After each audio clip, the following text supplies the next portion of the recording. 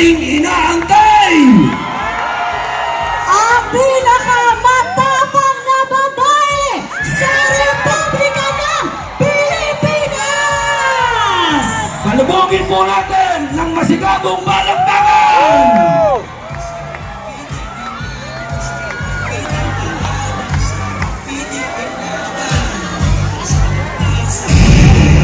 Rate of poverty in the Philippines is at its highest in 21 years. Teacher says she often complains about the recovery. Pinagkataga hanggang sa mamatay ang natutulog na maglola. Ang bakit yung mga tao gumagamit ng drugs? Eh, meron din sila addict. Mga batang naglalago ng kalat sa gitna ng daan. Mga taong pinagbabaril habang bili ng pagkain sa kaributan. Instead of going to school, they spend their days scavenging to earn Ilang money. nagmalengkeng trabaho ang suspect at gumagamit pa umano ng droga. Good luck sa atin na. Sa halip na tutukan ang kumakalam na sikmura ng mga Pilipino. Krimen, droga at korupsyon. Mas inuna ang sariling interes at kasakiman sa kapangyarihan. Itinapon palabas ng bansa ang nag-iisang Pangulo na siyang tunay na nagmahal sa bayan. Mula nung strategy ko naging Pangulo, tumahimik yung mga Pilipino. Nagkaroon ako ng isip yung anak ko.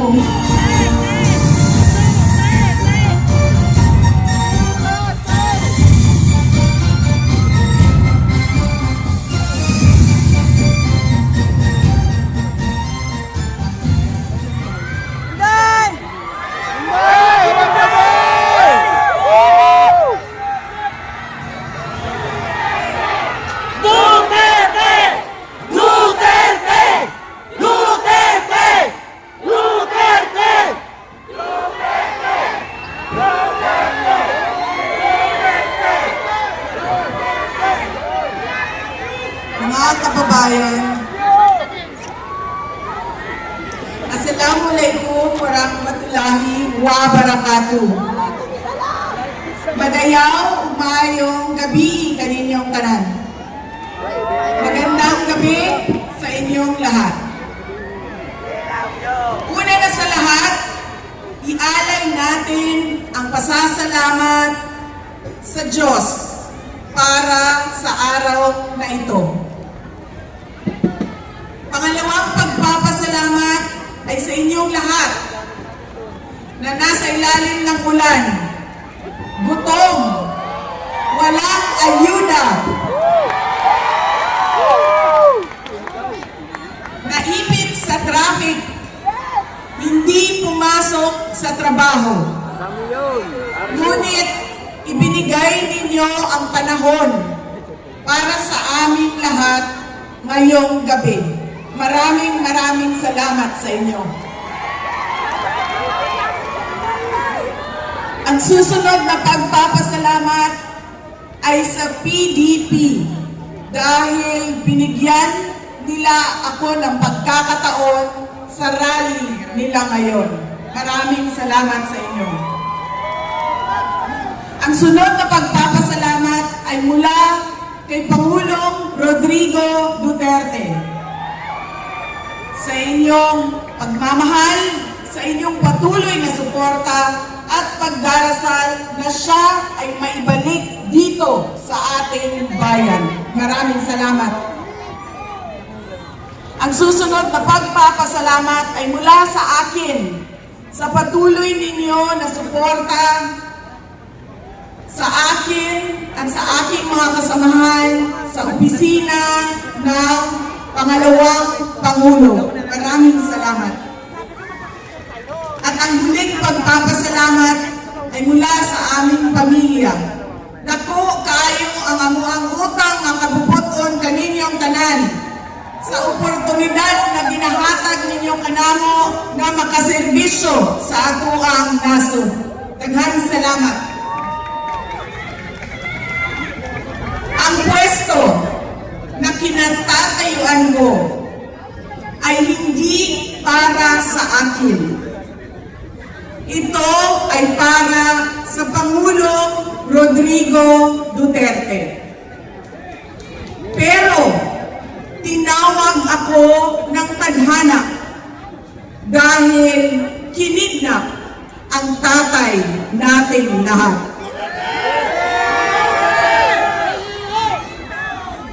Sa pagkakataong ito, nakatayo ako sa entablado at humaharap sa inyo, hindi bilang kandidato. Ako si Inday Sara, isang botanteng nagmamahal sa ating bayan at natatakot para sa ating kinabukasan. Mga kaigsuunan ko, iniibig ko ang Pilipinas. Iniibig ko kayong mga Pilipino. I love you!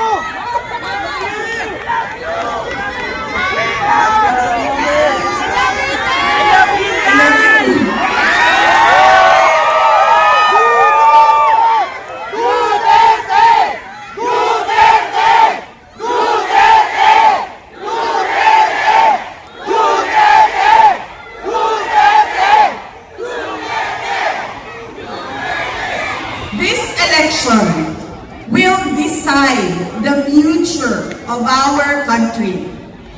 Ang boto ninyo ang magbibigay katiyakan kung maituloy ang pagbabago o tuloy-tuloy na lang tayo sa kapahamakan. Filipinos deserve better. Nagpapasalamat ako dahil nandito pa rin kayo at nakikinig sa akin. Sa kabila ng kaliwat kanan na paninira nila. In the past months, my name and my family's name have been dragged through the mud. I have repeatedly said it before, and I will say it again now. I am not the problem of this country.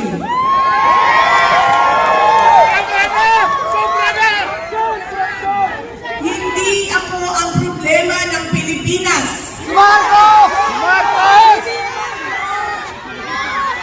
Hindi Duterte ang problema ng Pilipinas. Marcos, resign! Sino nga ba ang tunay na makikinabang kung tuluyan ng burahin sa mundo ang pamilyang Duterte? Hindi ang mga Pilipino. Lalo na hindi makikinabang ang mga biktima sa krimen, mga walang trabaho, mga naghihirap, o maging ang mga nagugutom. What we are witnessing is a systematic demolition job against political opponents that once dared to put the country first, even if it meant going against the most powerful interests in our homeland. Sa kasamaang palad, iniluklok natin ang isang leader na walang kakayahang maintindihan ang tunay na kalagayan ng mga Pilipino. At higit sa lahat, hindi kayang magdesisyon para sa kapakanan ng sambayanan. Pinagbabayaran ngayon ang pagpili ng maling leader. Nakikita natin ang lantaran at walang pakundangang paglabag sa ating saligang batas.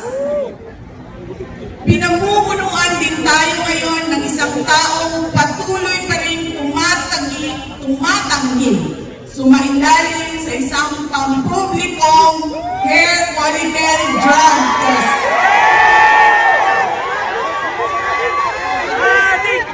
At nagsinungaling sa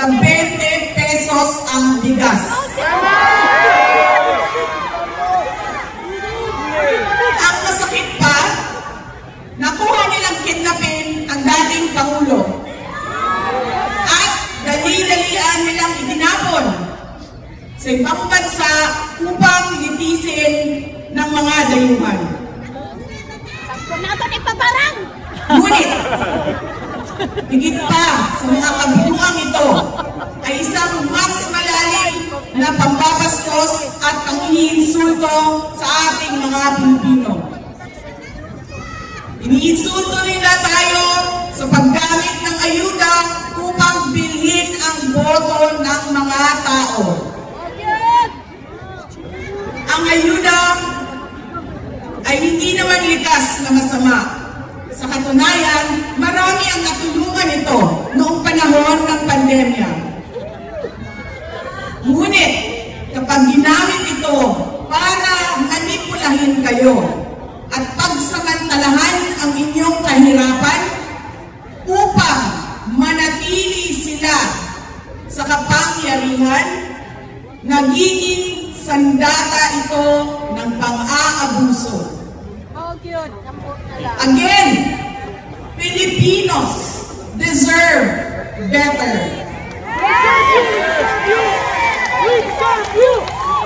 We must return to long-term, concrete programs, not short-term doleouts that are being abused by those in power.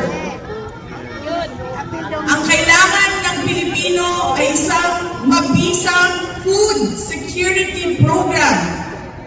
Isang programa na tutugon sa problemang pinakamalapit sa bituka, ang gutom.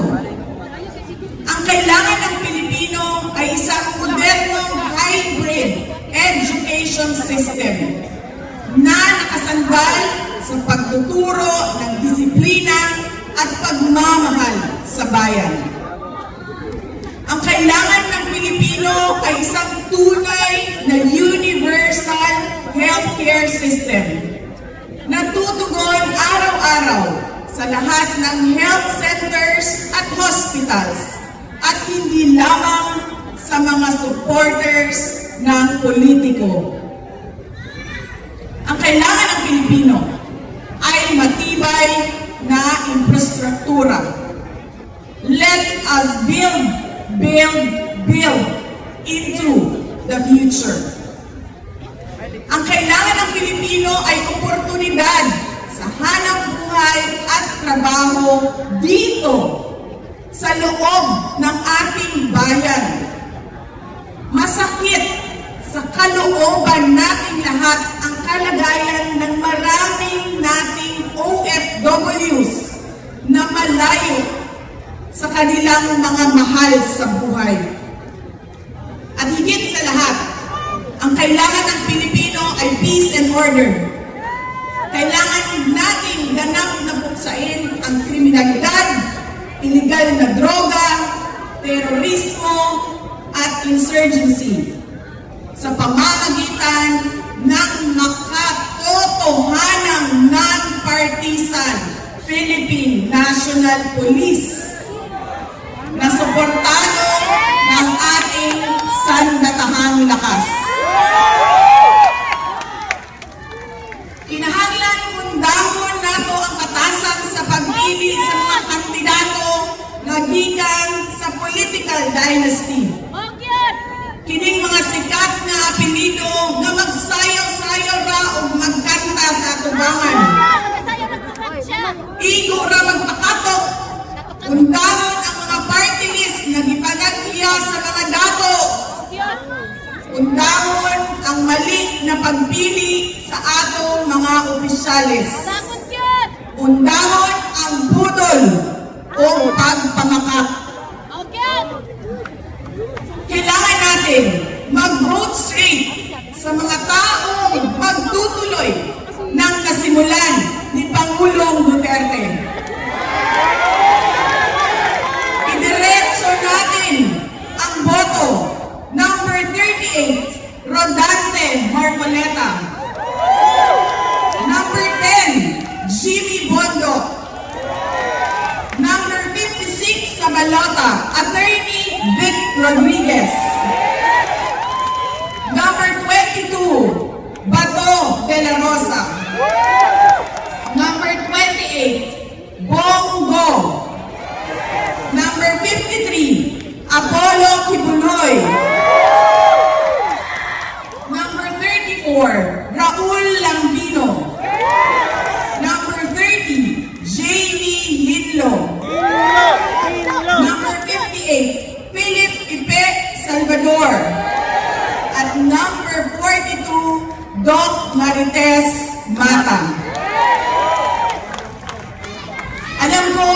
kayo matutuwa. Pero ibuboto ko si Amy Marcos. Siya ang naglakas loob na buksan ang investigasyon sa pagdukot ng pamahalaan ng isang Pilipino dito sa bayan para ihatid sa mga dayuhan.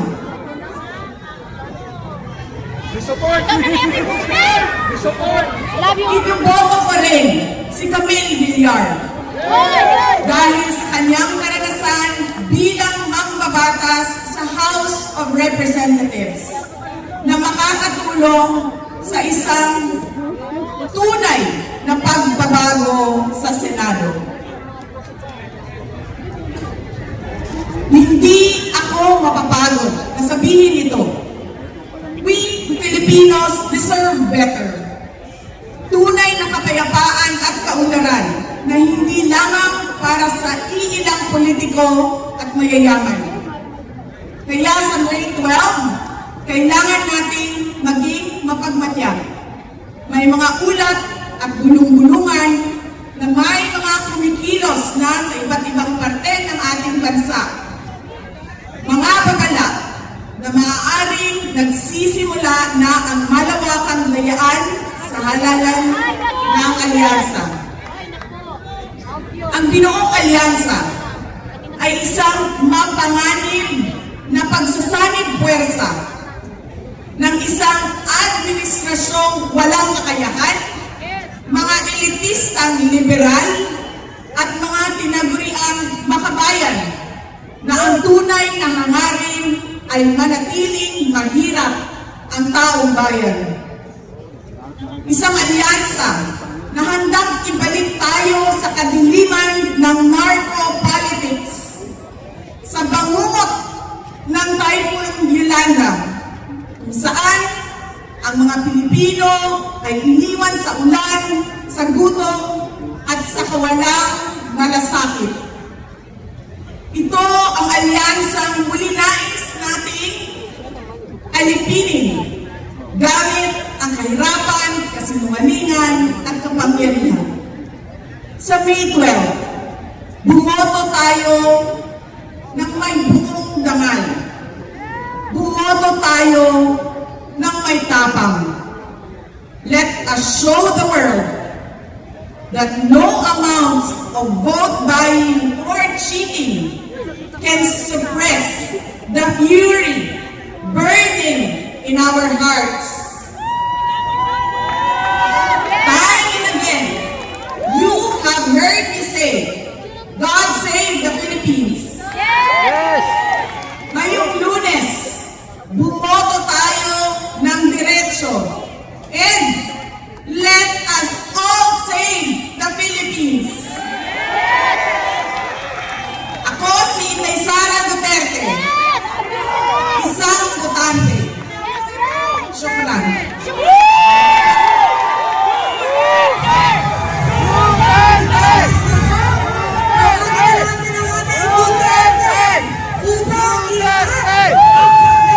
Ang kanilang kamay na natin minamahal na Vice Presidente, numero 10, Jimmy Bongo. Numero 22, Pato de la Rosa. Número 28, Senator Bongo. Número 30, Jay Hino. Número 34.